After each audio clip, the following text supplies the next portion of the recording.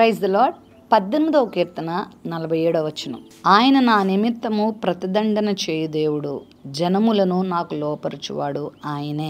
దేవుడు మన పక్షమున ఉండగా మనకు విరోధి ఎవడు అని రోమపత్రిక 8వ అధ్యాయం 31వ వచనంలో కూడా ఉంది. మన పక్షంగా దేవుడు ఉన్నప్పుడు మన మీదికి లేచు వారితో ఆయనే పోరాడేవాడై ఉన్నాడు, వ్యాజ్యమాడేవాడై ఉన్నాడు, ప్రతిదండన ఆయనే చేయవాడై ఉన్నాడు. ఇక్కడ దావీదు భక్తుడు అంటున్నాడు, నా మీదకి లేచు వారిని నేనేం చేయాల్సిన అవసరం లేదు, నా ప్రభువే వారికి ప్రతిదండన చేస్తాడు, దేవుడే వారికి తగిన ప్రతీకారాన్ని చేస్తాడు. చాలా సందర్భాల్లో దావీదు తన వ్యాజ్యాన్ని ప్రభుకి అప్పగించాడు. ప్రభువా, నేను నీకు అప్పగించాను, నువ్వు చూసుకో అన్నప్పుడు దేవుడే దావీదు పక్షంగా కార్యాలు జరిగించాడు.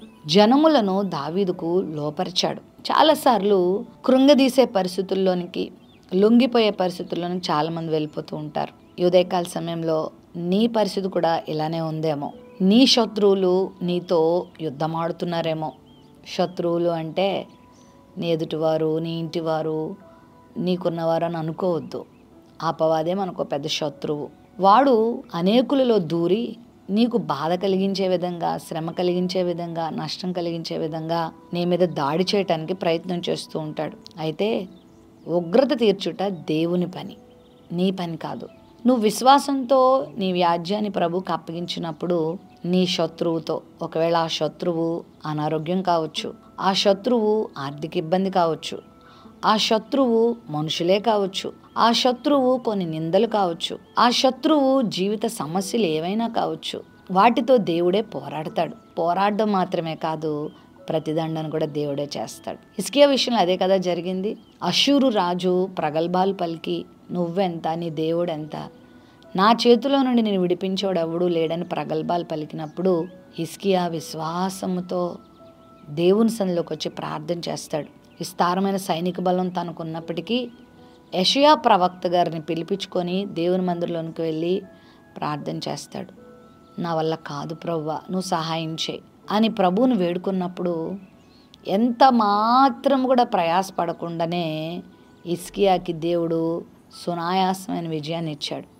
ప్రతిదండన దేవుడే చేశాడు.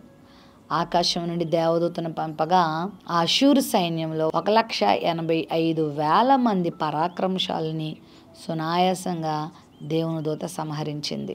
ప్రతిదండన చేయవాడు దేవుడు కాబట్టి ఆయనకు అప్పగించినప్పుడు ఎంత చక్కని విజయం పొందుకున్నాడు. ఏ రాజైతే ప్రగల్భాలు పలికాడో అదే రాజు తన దేవత గుడిలోకి వెళ్ళగా తన కొడుకులే ఆయనను సంహరించారు. దేవుని మీద నువ్వు ఆధారపడినప్పుడు నీ శత్రువుతో పోరాడి నీకు విజయం ఇచ్చేవాడు దేవుడు. కృంగిపోవద్దు. నేను ఒంటరిదాన్ని అయిపోయాను, ఒంటరివాడిని అయిపోయాను, నా పక్షంగా పోరాడేవారు ఎవరూ లేరు, నాకు తోడుగా ఉండేవారు ఎవరూ లేరు, నన్ను అర్థం చేసుకునేవాళ్ళు ఎవరూ లేరు, ఈ సమస్య నుంచి నన్ను బయటికి తీసుకొచ్చేవారు ఎవరు అని నువ్వు బాధపడాల్సిన అవసరం లేదు. దేవుడిని పక్షంగా వ్యాజ్యమాడతాడు. జనములను, పరిస్థితులను నీకు లోపరుస్తాడు. నువ్వు దేనికో లోబడిపోయేలాగా, నువ్వు అణిగిపోయేలాగా, నువ్వు చితికిపోయేలాగా, నువ్వు వేసారిపోయేలాగా, నువ్వు తలవంపులు తెచ్చుకునేలాగా నీ దేవుడు ఉంచడు. జనములనే, పరిస్థితులనే నీ వశానికి ఆయన తీసుకొస్తారు. నీ జీవితంలో గొప్ప కార్యం దేవుడు చేస్తాడు. ప్రేమ నమ్మకం కలిగిన మా తండ్రి, నీ బిడ్డల జీవితంలో గొప్ప కార్యం చేయండి అయ్యా. పరిస్థితుల ప్రభావానికి వీరు లొంగిపోవద్దు, కానీ పరిస్థితులే వీరికి లొంగునట్లుగా, పరిస్థితులే మారునట్లుగా అద్భుతాలు మీరు చేయండి దేవా.